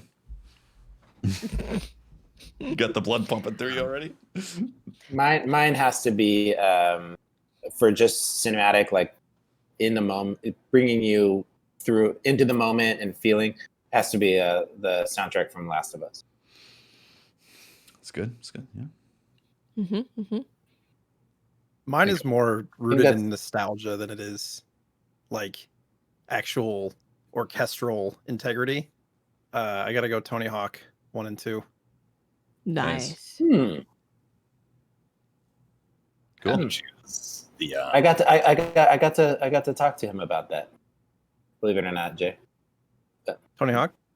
Yeah, about the choice of music and the video games. It was we were at a wedding and we were at the same wedding together. And being the complete absolute dweeb that I am, I said, "So, how much do you go and like?" I said, "The music in your games is pretty rad. Now, did you pick? Is that from your like off your iPod? Is is that straight from your music?" Yeah, this was a while ago. And he goes, "You know what? I don't have much." Sadly, his answer was, "I don't have much to do with those video games." Damn. Except for the royalty check. Yeah. I had to choose probably the final mission from Halo 3, the Warthog. Mm. Nice. Escape Yeah. scene. It's a good one. My fate probably if I had to choose, there's so many good ones, but if I had to choose one, I'd probably go with Liberi Fatali from Final Fantasy VIII. That song is nuts. It's such a good song. Never go wrong with that song. Nice. Is that the last question? I think so. I mean, I think so. They were has to pretty be. good ones. This it's I don't know how the East Coast, I don't know how Briar does it. It's 11-11 here. He goes hard, man. That's why he gets drunk every time. That's why he's always completely out of his mind. Yeah, man. All right, that is the show. Thanks for watching, guys. It's Riot, where? been great to be back on. Yeah, absolutely, Pope. It's good to have you back, man. Riot, where can people find you on the internet and your daily stuff? Yeah, so I'm twitch.tv/T1Riot, generally live around 7 p.m. Pacific, usually 7 days a week. And then T1Riot on Twitter. Those are my main two spots. Nice. No, and thank you very much for having me as well. It's been a pleasure. Thanks for being on, man. Thank you so much for being on. Been a long time coming, too. Absolutely. Yeah. Thank you. Definitely a friend of the pod. JSniperton, where can people find you, man? I am JSniperton on Twitch, Twitter, YouTube, and in person, I just go by J, just the letter. And Nice. again, thank you. Woo! Hope contacted me basically 15 minutes before. Lies. That is how Lies. DCP does I it. do not do that. I planned this ahead of time. I knew that I needed these two people here for great conversation. I don't know where people come up with this stuff, Tefty. I don't do anything last minute. Yeah. Oh. I was like, yeah, it's like digging a hole. That's my job on the show, is to dig the holes. Yep. Yeah. That's true. Speaking of Yep. holes, where can people find you, Pope? In a trailer down by the river, literally. I'm. I don't know. I'm off. I don't have Twitter anymore. So, but if you needed to, it's at Pope Bear. But honestly, just follow the DCP at DCP_live. We've got 3 great shows that we do every week. We have the Side Quest podcast. That's an all games podcast with Tefty, Watts, Briar, and Eric's Gaming. And it's an awesome show, and it doesn't get enough people, new people checking it out. We got a lot of people watching, but we need everybody in this chat to check it out. It's on Mondays. It's really awesome. They talk about all these different games, and you get to hear some great feedback. Eric's is an amazing guy. I love him. And then we have Firing Range. Firing Range is a new podcast. We're on our 6th episode, and it's Fallout, Cool Guy, Mercules, Drewski, Cammy Cakes, just these guys that are, the laboratory scientists of the Destiny community. And they come together and they help figure out the inner workings of Destiny. And it's a really interesting podcast. You can go back and listen to them and hear some really great conversations about shotguns and pistols and different builds and things like that. And it's really interesting. It comes out every other week. They need time to prep the shows, and really they put a lot of time and effort into them. So it's every other week on Wednesdays live on the show. And then we upload it and push it out to our podcast feed. So the audio feed is on Sundays. And then we've got this show on Thursdays. So follow at DCP_live and you won't miss any of those. Or subscribe to the RSS feed.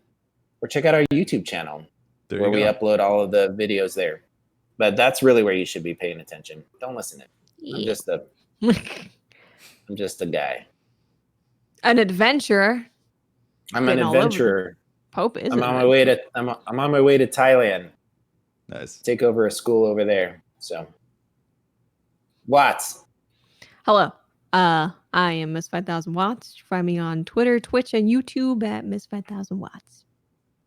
And I'm Tefty Teft. You can talk to me at Teft on Twitter and catch my streams twitch.tv/Tefty Teft. Been doing more variety lately, but I am excited to get into some new Destiny stuff when it's cooking.